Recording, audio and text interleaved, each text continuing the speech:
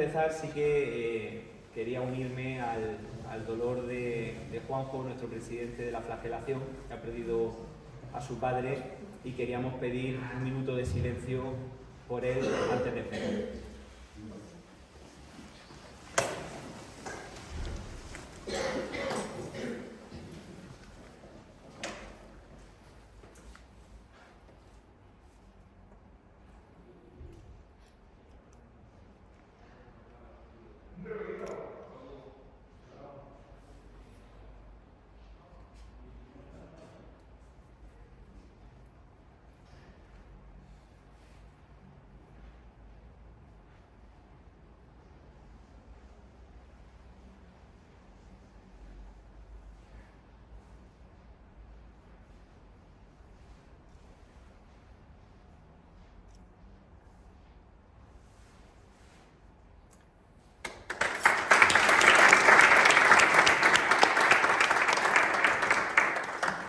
Pues muchas gracias por esa muestra de respeto. Quería daros la bienvenida esta noche a mis compañeros de corporación, Amalia, Chávez, que la tengo también por aquí, nuestra pregonera, y evidentemente al resto de miembros del Cabildo, los vecinos, los amigos que nos vais siguiendo en esta sesión, ¿no?, de los lunes del Cabildo que hemos hecho este año, pues esa primera prueba, a ver cómo iba. De momento pues creo que está teniendo una aceptación ya para que se implante de cara a otros años. Esta tarde viene con nosotros, es un amigo, es un compañero, es un gran profesional de la materia, José Martínez Fernández, el profesor Martínez Fernández. También es licenciado en Historia del Arte, tiene máster en Gestión, tiene máster también en Historia Militar. Es un gran conocedor de todos los asuntos bélicos, y además, sobre todo, muy buen analista. Cuando hay algún conflicto bélico, enseguida lo tiene todo controlado. La verdad que es un profesional, y es un lujo también tenerlo esta noche con nosotros. En este hilo de conferencias que estamos haciendo, el otro día veíamos un poco el lenguaje de nuestra Semana Santa, de nuestra iconografía, veíamos un poco de qué manera se manifestaba y qué símbolos tenía para que nosotros pudiéramos siempre identificar esas imágenes, esa cultura visual, ¿no? Él esta tarde, además, es un profesional, yo diría, es un experto en la historia antigua de Europa, lo que es toda la formación desde época egipcia, macedonia, griega. Por tanto, nos va a hacer un recorrido estupendo desde el antiguo Egipto, principalmente, aunque vamos a ver algunas imágenes anteriores. Vamos a pasar por Grecia, vamos a pasar por Roma, y lo que él nos va a intentar mostrar esta tarde es hasta qué punto todo eso fue un germen para entender el cristianismo como lo entendemos a día de hoy. Es decir, la fe que se practica, la manifestación en nuestra Semana Santa, todo tiene un origen, todo tiene una razón, un porqué, y él nos va a desvelar esas claves a través de ese paseo histórico desde la antigüedad. Así que ya sin más dilación, pues le damos paso al profesor Martínez. Pues muchas gracias.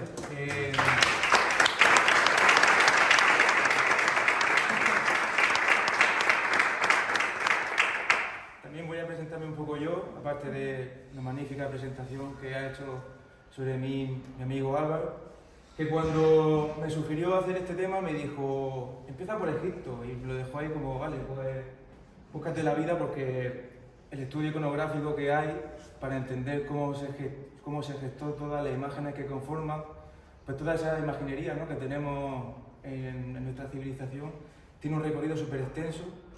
Y bueno, pues también quiero decir que aparte de que soy historiador, soy también profesor. Soy profesor de historia en el IE Castillo Puche, en Yecla.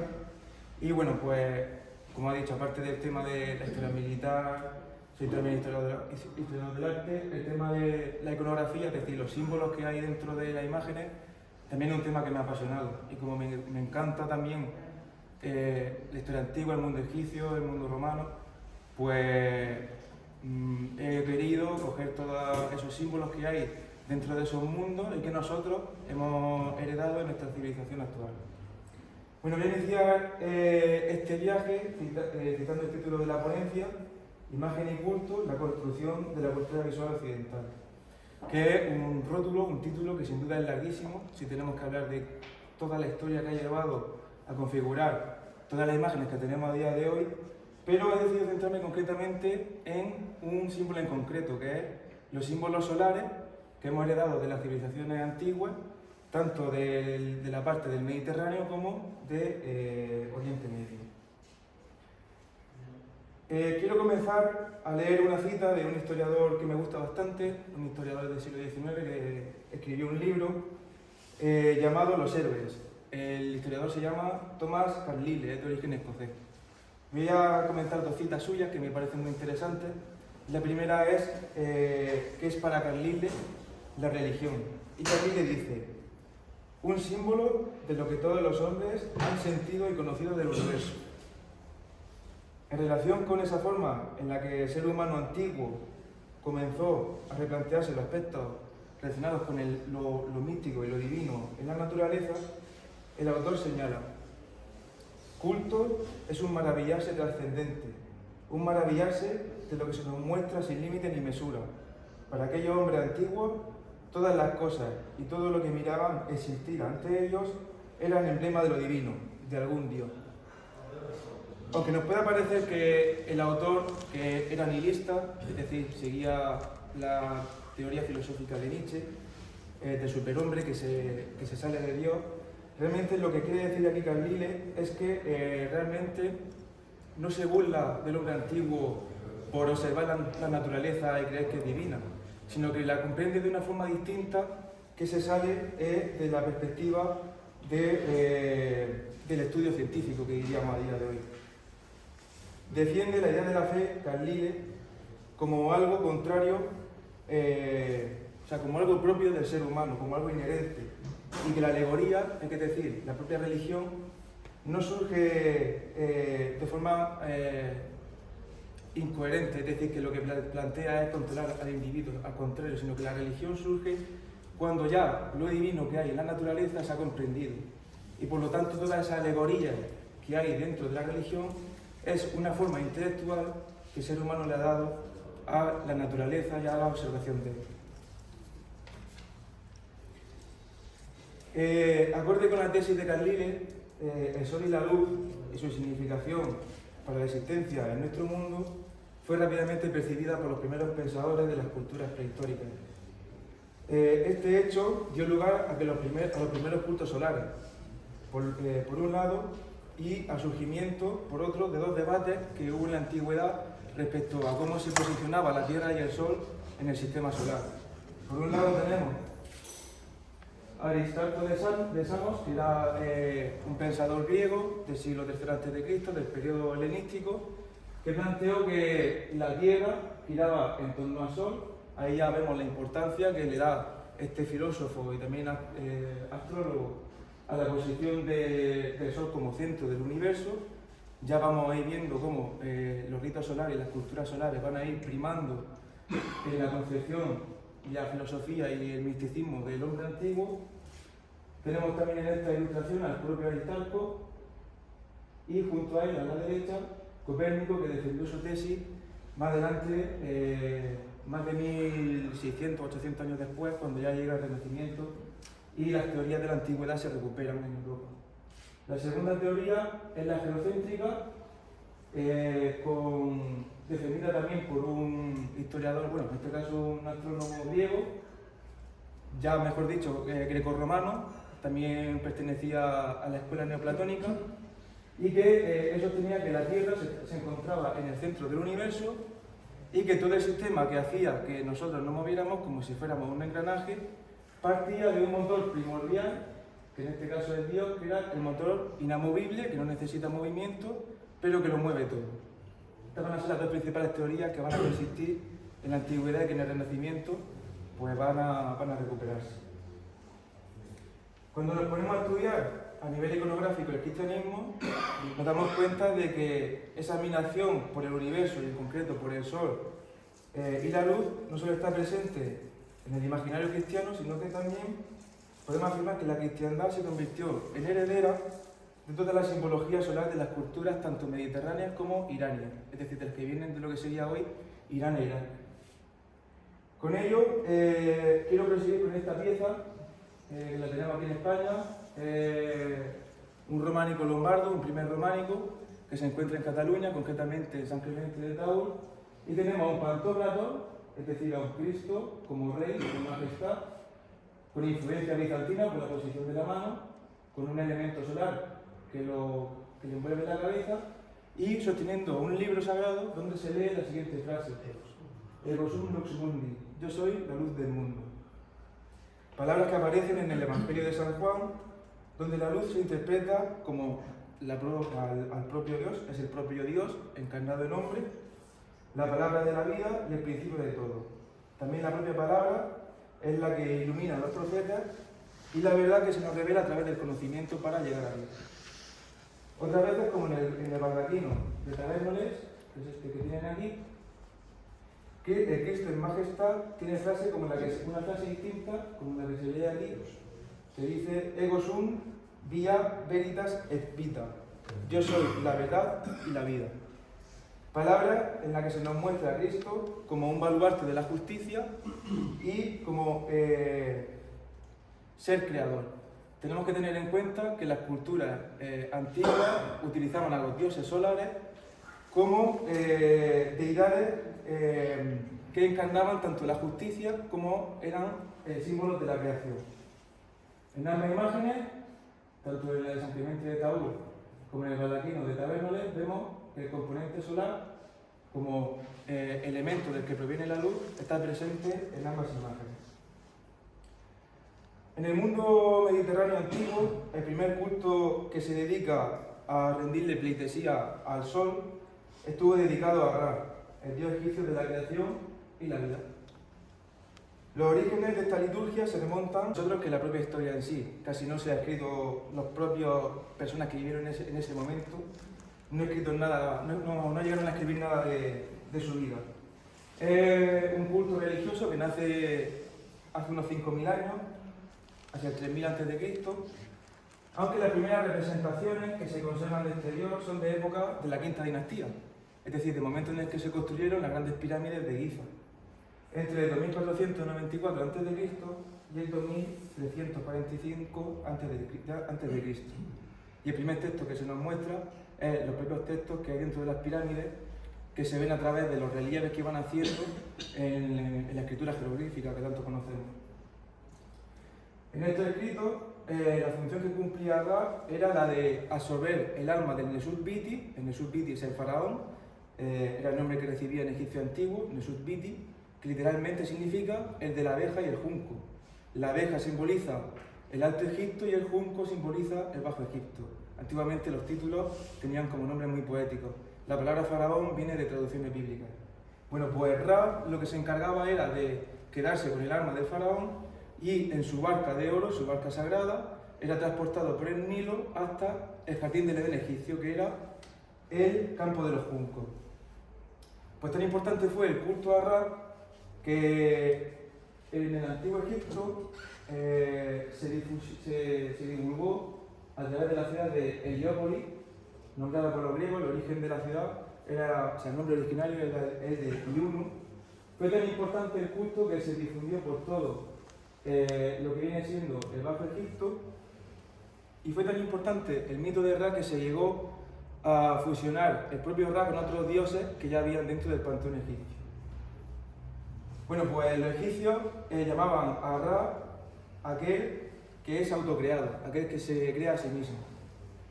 Y no solo se encarnaba en forma del faraón en la tierra, sino que era un demiurgo, es decir, un dios creador.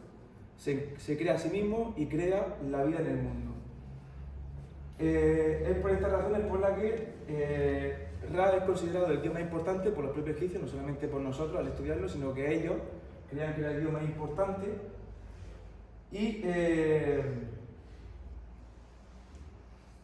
en el caso del egipcio vamos a ver que van a fusionar a Ra con el resto de los dioses que van teniendo, como por ejemplo Ra ha fusionado con Nevis, que es el dios toro, el toro que se sacrifica para dar la vida, y aquí vemos el símbolo solar de Ra junto con el halcón y su símbolo, representado en esta estela del siglo XII a.C. Otra fusión que vamos a ver de Ra con otro dios va a ser con el escarabajo Kepri, que simboliza el animal que renace de sí mismo y por tanto el sol que nace después del anochecer, ¿no? Sería en este caso el dios del alba. Otra forma de manifestarse que tiene Ra es la de fusionarse con el propio Amón, dios del Nilo, que en este caso va a ser el dios del atardecer, el sol que ya decae. Y la manifestación importante es la de Ra con Horus. Ra con Horus va a simbolizar el dios del sol del mediodía. Eso es más importante en este momento. ¿Qué elementos comparten cada una de estas imágenes? El símbolo solar, que es lo que lo identifica con Ra, como vemos en cada una de estas imágenes.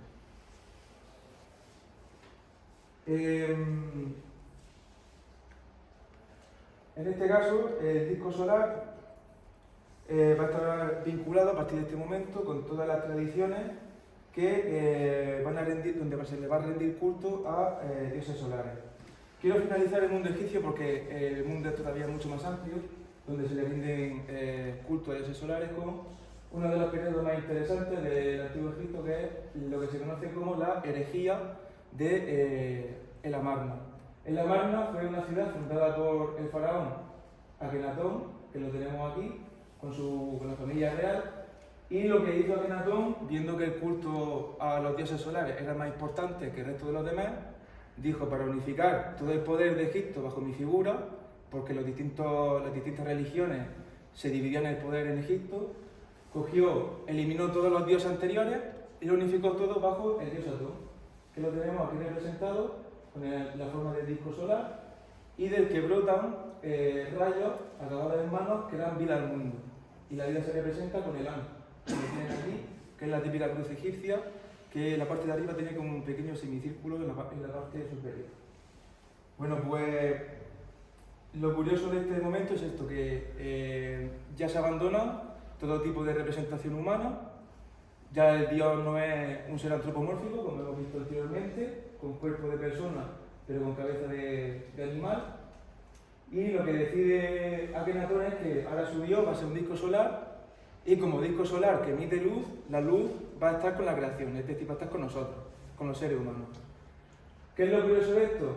Que esta idea de que la luz es Dios y que por tanto está con nosotros, con los seres humanos, con sus creaciones, va a repetirse 2500 años después de la muerte de Akenatón con el surgimiento del estilo gótico. Y vemos cómo, cuando acaba el románico y termina la idea de ese Dios alejado del ser humano, un Dios que castiga a la humanidad por sus pecados, tenemos a partir del siglo XII un Dios más cercano a la humanidad. ¿Qué es lo que deciden a nivel simbólico y arquitectónicamente? Se quita el muro, los grandes muros pesados románicos, se abren grandes ventanas, como vemos en la Catedral de León.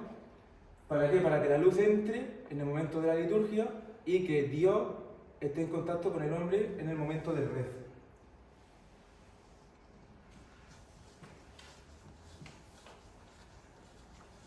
Continuamos con el mundo asiático, estamos en Oriente Medio, y otra serie de cultos dedicados al culto de los dioses solares van a aparecer. Los más antiguos van a ser el dedicado a Shamash, que lo tenemos aquí sentado en el trono, en la estela de Hammurabi, y es muy curioso porque los sumerios deciden que los dioses solares van a tener implicación con la justicia. Es decir, los dioses solares son aquellos que se encargan de transmitir, como vemos en la estela, el conocimiento a los reyes y las leyes para que ellos la divulguen sobre el pueblo. ¿Qué comparten con Egipto? La idea de que el rey es un mandado de Dios y él se encarga de dar lecciones a la humanidad de cómo llevar a cabo una vida justa y cómo ellos deben de ser justos a la vez. Otra representación de Shamash, pero esta ya es una época más tardía. Vemos también cómo utiliza símbolos solares para su representación. En este caso tenemos el halo con 4 puntas del sol y una serie de ondas, que en este caso va a ser la representación de la emanación del poder de la justicia hacia el resto del mundo.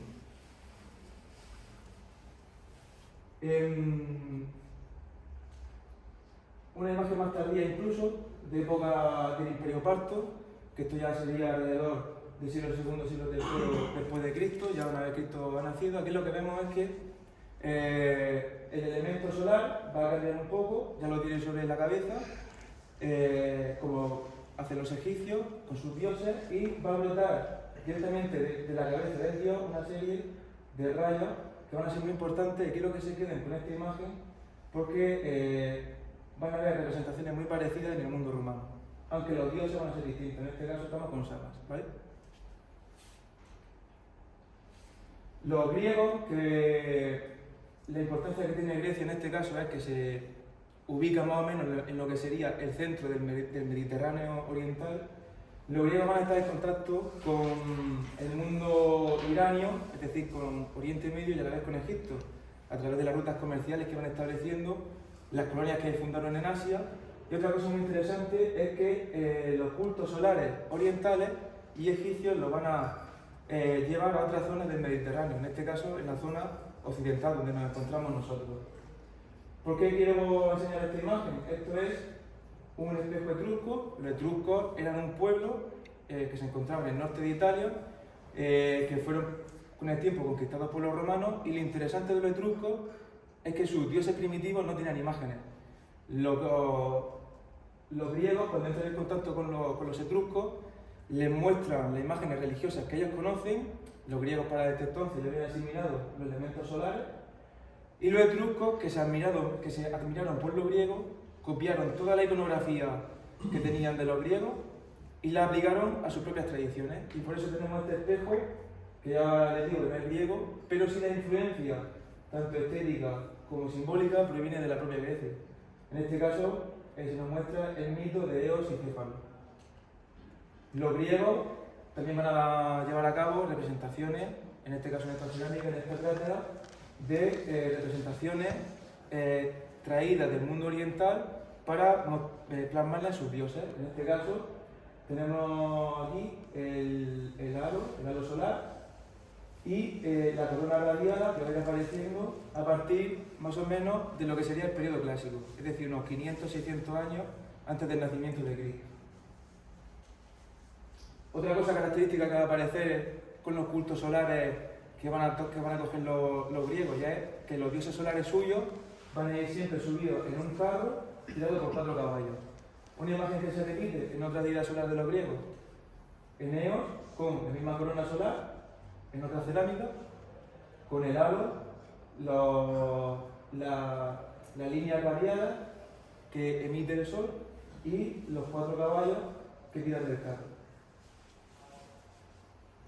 Cuando llega Alejandro Magno se produce una cosa muy interesante, un momento muy interesante, que es que cuando va conquistando todo su imperio, que más o menos sería todo lo que ocupa Grecia, la zona de Tracia, y llega hasta la India, incluyendo Egipto, Alejandro va a tener la idea de la creación de un imperio universal a través de lo que a día de hoy conocemos como helenismo, es decir, la difusión de lo griego, de la cultura griega y de la filosofía griega por Oriente.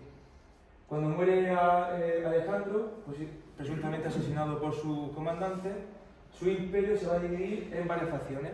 Cada uno de sus comandantes se va a quedar con un territorio. El territorio más importante va a ser el de Seleuco, que es este que tienen aquí, hasta esta zona un poco más oscura. Y el segundo más importante, junto con Macedonia, va a ser el Egipto Ptolemaico. Lo interesante del Egipto Ptolemaico es que los griegos, con Ptolomeo, que va a ser el faraón y el general que se quede con el territorio de Egipto, va a coger toda la imagen y el estilo de creación artística griego y lo va a fusionar con elementos que ya tenían los propios egipcios de su forma de entender la religión y su mundo. Esta moneda, que es de un faraón griego, pero que se ha establecido en Egipto, se representa a Ptolomeo III, pero la moneda no es suya, no es de Ptolomeo III, es de su hijo, de Ptolomeo IV, que la manda a acuñar. ¿Qué es lo que vemos aquí? Que aparece el faraón con una corona radiada. Los expertos en numismática creen que la corona radiada lo que significa es que se muestra la divinidad del rey Ptolomeo por el hecho de ser rey. ¿Qué es lo que yo creo personalmente?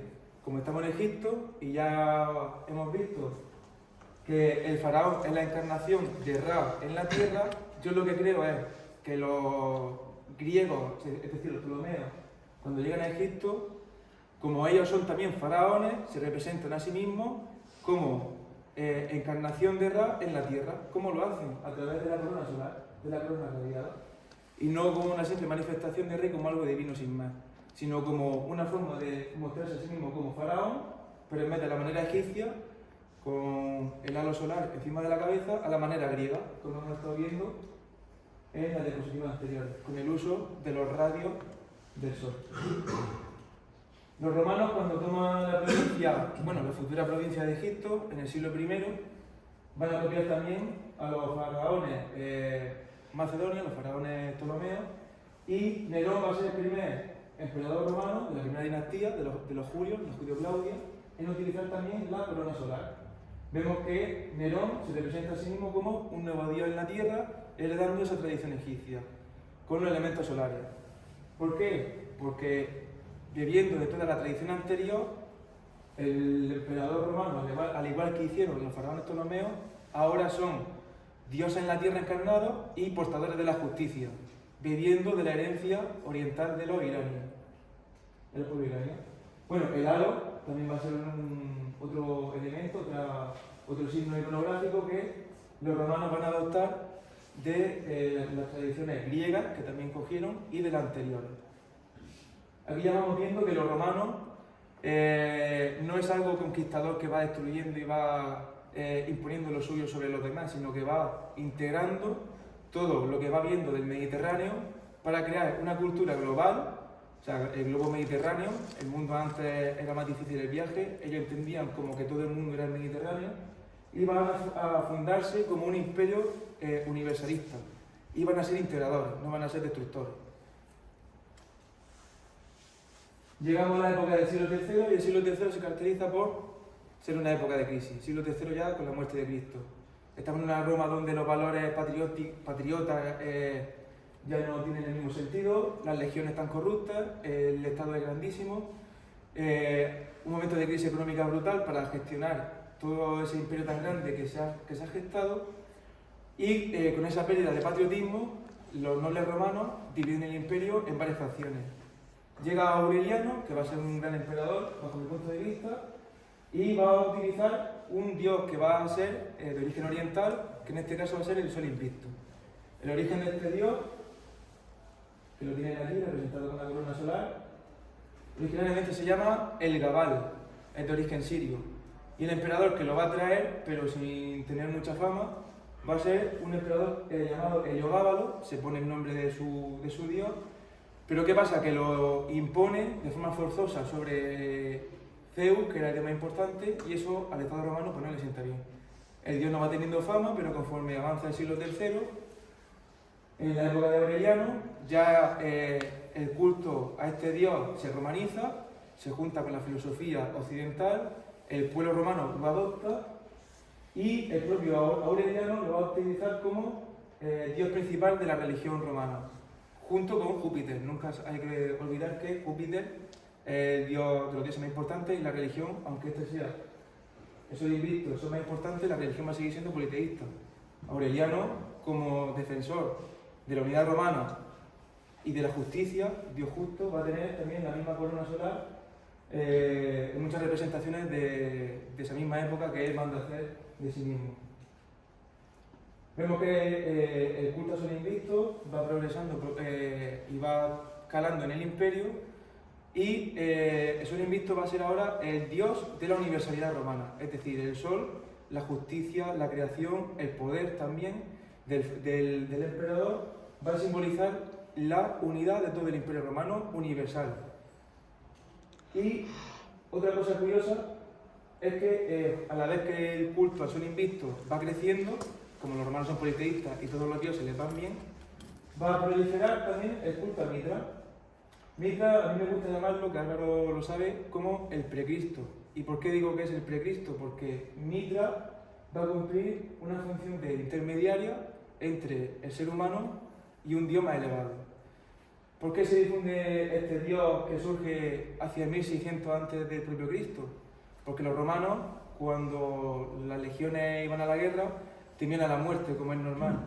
Lo que pasa es que los romanos veían la muerte como algo de lo que no se podía hablar bien, porque para ellos el Hades, es decir, el más allá, era algo gris y vacío, que no tenía nada de lo que enorgullecerse, ¿no?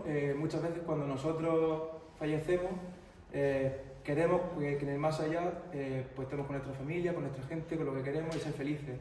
Para la gente del mundo grecolatino, el más allá era algo distinto a lo que nosotros concebimos a día de hoy. Pues este Dios prometía esa salvación, esa idea de que cuando tú mueras yo te voy a llevar ante Dios y encima vas a estar en un lugar mejor y tu alma va a ser eterna y para siempre. Como tanto el Sol Invicto como Mitra van a tener mucha importancia en este siglo III, ambas deidades van a fusionarse en un mismo culto. Mitra, Sol Invicto, como una sola deidad. Aquí tenemos una representación de el Sol Invicto junto con Mitra en el cielo, flanqueado por los guardianes de las puertas del cielo, Cautes y Cautopates, que simbolizan el alba y el anochecer, elementos egipcios que se recuperan en el mundo romano. Aquí tenemos una nueva representación ya de Mitra y el Sol Invicto unificado en una sola entidad, con otro elemento que hemos visto anterior, que es el carro tirado por 4 caballos, llevando el alma hacia un lugar mejor. ¿Qué pasa también en este momento? Que aparte de Mitra y el Sol Invicto, el cristianismo está emergiendo como una nueva religión y que a Roma le interesa porque también tiene un carácter universal. Al cristianismo le da igual que tú hayas sido creyente de otro Dios. Lo importante es que pues tú, da igual del pueblo, de la religión que sea, de la etnia que sea, lo que le importa al cristiano es que tú seas también un cristiano más. Y entonces esa idea de universalidad a Roma, que está en crisis, le interesa. ¿Qué va pasando también? Que los cristianos que no tienen iconos, no tienen imagen en este momento, es una religión nueva, una religión virgen, que parte del judaísmo, el judaísmo no tiene imágenes de Dios, adoptan símbolos que ya tenían a su disposición del mundo romano. Como muchos elementos, como relacionados con la luz, se comparten con el cristianismo, ¿qué hacen los cristianos? Utilizar elementos que ya vivían, o sea, que ya estaban viendo, y en este caso es al Sol Invicto. Y por eso les quería mostrar esta imagen del mausoleo de los Julios, donde se está estudiando si esta representación divina no se sabe si es Mitra, el Sol Invicto o ya Cristo. Yo personalmente creo que es Cristo. ¿Por qué creo que es Cristo? Porque se representa la universalidad. ¿A través de qué? Del orbe. El orbe del mundo. El orbe mediterráneo y también romano. Que va a utilizar Aureliano como Restitutor Orbis, es un símbolo que aparece en el siglo III y que los cristianos utilizan para la representación de su Dios, que ha superado incluso la importancia y la influencia de los emperadores romanos. Esta imagen también la quería mostrar, donde se representa al Sol Invicto en una sinagoga, algo muy curioso porque los judíos no tienen imágenes de ningún dios. Pero aquí quiero mostrarles dos cosas. La primera, hasta qué punto era universal el Imperio Romano, que incluso influyó a religiones que no tenían imágenes de Dios, y cómo le influyó. Yo creo que, sin darse cuenta, los judíos en esta sinagoga, en este mosaico, realizaron sin darse cuenta una imagen de Cristo. ¿Por qué lo creo? Por un lado por el orbe, y por otro lado por dos elementos que simbolizan la muerte de Cristo en la crucifixión, que es el eclipse. ¿Y cómo lo representaban antiguamente? A través del sol y la luna unidos. El eclipse que sucede cuando Cristo justo muere en la cruz. Como vemos, por ejemplo, en esta imagen románica de principios finales del siglo XII, donde aparece también la luna y el sol anunciando el sacrificio. O en esta imagen más moderna del Renacimiento, de finales del siglo XVI, de Durero, con igualmente el sol y la luna puestos, simbolizando ese momento de la muerte de Cristo. Ya un poco variante, cambiando el tema de los puntos solares, también quería indagar un poco en la imagen de la madre de todos los cristianos, ¿no? De la Virgen María, cuya importancia va a aparecer sobre todo a partir del gótico. Todas las grandes catedrales que se construyen a partir de esta época van a estar dedicadas a la Virgen María, donde la Iglesia y la Virgen van a ser madres de todos los creyentes. ¿Cuándo se origina esta imagen? También en el mundo egipcio. Con Isis, amamantando a Horus, la Isis lactante, una diosa solar igualmente. Queremos oír un poco de los mitos solares, pero aún así vemos que cómo vuelven, como también Isis, que va a ser la Virgen, en un futuro va a ser una mujer creada por Dios, por Ra, para que dé a luz a un heredero suyo. Y luego Roma, cuando llega, en el siglo I, pues va a coger todo el mito egipcio y lo va a adaptar a su forma de entender la representación artística. Y aquí tenemos otra Isis lactante del siglo II, siglo III después de Cristo. Parecida a esta imagen, a la que os he mostrado al principio de la presentación, otra imagen es la del buen pastor, ¿no? Aquí tenemos una diapositiva de Dura Europa, que es una ciudad que se encuentra en Asia, en Siria, donde aparece un joven Cristo portando un cordero. ¿De dónde viene esta imagen? También de la antigüedad. Del Apolo Carneo, un dios solar y justo, vinculado con la justicia, a la que se le rendía mucho culto concretamente en Esparta y en el Peloponeso, y que su iconografía es la de cortando la piel del carnero que se sacrifica. Este dios, que es un dios fusionado con Carneo, tiene un nombre compuesto, Apolo y Carneo, es una deidad, esta última, la de Carneo, que llega a finales de la Edad del Bronce y que viene por un pueblo que es el de los aqueos hacia el 1200, 1100 a.C. Luego también vemos a Hermes Crióforo, Hermes como portador del cordero, que también se le va a rendir culto en esta zona de Grecia. Y la importancia de Hermes es que Hermes no solamente era portavoz de los dioses y su guía, sino que con los mortales él era guía de las almas, como papeles que van a tener Mitra o Cristo cuando ya se geste de una forma mucho más desarrollada, cuando se desarrolle más el cristianismo y que no sea tan primitivo, y van absorbiendo muchos elementos de las culturas tanto occidentales, es decir, la griega y la romana, y las orientales. Y pues aquí vemos a Hermes como pastor de las almas, de los corderos, es decir, de nosotros, que guía en el más allá. Y aquí tenemos esta imagen del mausoleo de Galaplacidio, de finales del siglo V, como también se nos muestra ya a un Cristo mucho más cercano a nosotros, como buen pastor, como guía de las almas. Para no extendernos más con el tema, quería hacer una conclusión, y para ello podríamos seguir charlando de esto muchas horas, pero quiero evidenciar la significación del cristianismo como religión y cultura que hereda la filosofía y la iconografía de múltiples pueblos de la antigüedad. Sin embargo, las religiones solares, por esa afinidad que tienen con la justicia, con la idea de unidad, con la creación y con la vida, fueron los más influyentes a la hora de que los cristianos adoptasen una rica simbología para su credo. Lo más destacable de todo fue, sin duda alguna, fue la influencia que griegos y romanos tuvieron a la hora de fusionar toda la filosofía propia de Oriente en los procesos que conocemos como helenización y, en un segundo plano, la romanización, como heredera de lo primero. El Cumen lo situó en la significación, es decir, en la importancia que tuvo el neoplatonismo, una filosofía del siglo III a.C., a la hora de gestar las bases en relación con los cultos solares, para que el cristianismo posteriormente pudiera abrazar todas estas ideas y las vinculara a su nueva iconografía que va surgiendo por ser una religión tan joven en un periodo con religiones ya muy maduras con miles de años de antigüedad. Otro hecho fundamental es el nacimiento del cristianismo en un orbe romano, acostumbrado a la imagen de una forma física de Dios.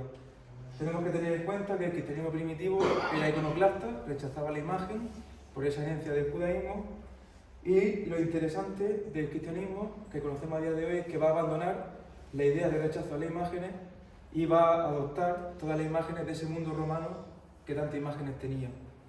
Por lo tanto, el abandono o rechazo de estos iconos no solamente supone un repudio hacia nuestra identidad mística como occidentales, sino la renuncia de la herencia de las imágenes relacionadas con cultos solares y otro tipo de divinidades del mundo grecorromano cristiano, que fue pues, englobándose conforme el cristianismo fue en desarrollo. En definitiva, no solamente supone un rechazo hacia nuestra identidad, sino a la romanidad de la que me declaro defensor de ello. Y con ello quería terminar esta presentación y espero que les haya gustado, no haberme enrollado demasiado y que la hayan entendido, y que si tienen alguna duda o alguna pregunta estoy dispuesto a concederles unos minutos para responder y charlar entre nosotros. Un momento termino.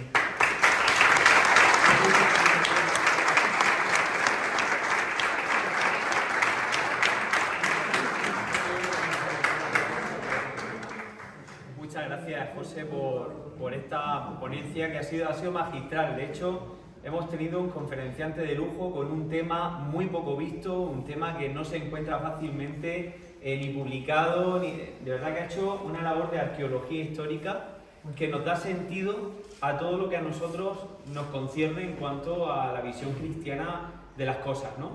Cuando veamos ya imágenes con sus coronas, ya sabemos de dónde viene todo esto, ¿no? Y esto me hace pensar sobre todo que todos somos hijos de lo mismo. Decía San Clemente de Alejandría que todo lo de los griegos y todo lo de los romanos nos pertenece, forma parte de toda nuestra identidad. Y Benedicto XVI también decía que Europa era el resultado entre el encuentro del Dios de Israel, de la filosofía de los clásicos, de los griegos y del derecho romano. Por eso yo creo que tenemos siempre tres referentes que tenemos que tener siempre en cuenta: el monte del Gólgota, el monte de la Acrópolis de Atenas y el monte del Capitolio de Roma. Son tres pilares. Yo diría más bien ahora que estamos hablando de los cultos solares, el Clinar, que había un templo dedicado al sol Índiges. Los romanos también tenían un dios propio, solar, pero les gustó más el sol invicto. Es muy interesante porque es que viene todo del concepto de la luz, del concepto del sol, del concepto de esa luz que revela todo, como virtud, como bondad, como bien, que ya lo dice Platón, ese sol, ¿no?, que todo lo ilumina, y como el cristianismo, en un momento en el que todavía no cuenta con imágenes, lo que nos contaba José, va absorbiendo todo lo que se ha visto en Egipto, absorbe lo que se ha visto en Grecia y absorbe lo que se ha visto en Roma. Y Jesucristo era romano, era romano, aunque viviera en Judea, ¿no?, pero era un romano convencido en el sentido de que toda la cultura que le rodeaba era romana. Y como hemos visto y nos ha podido demostrar, pues todo lo de Roma nos pertenece también. Así que la sinagoga de aquí, más romano que esto, yo creo que no es. Eso es impresionante. Aquí es donde se está fundiendo toda la cultura.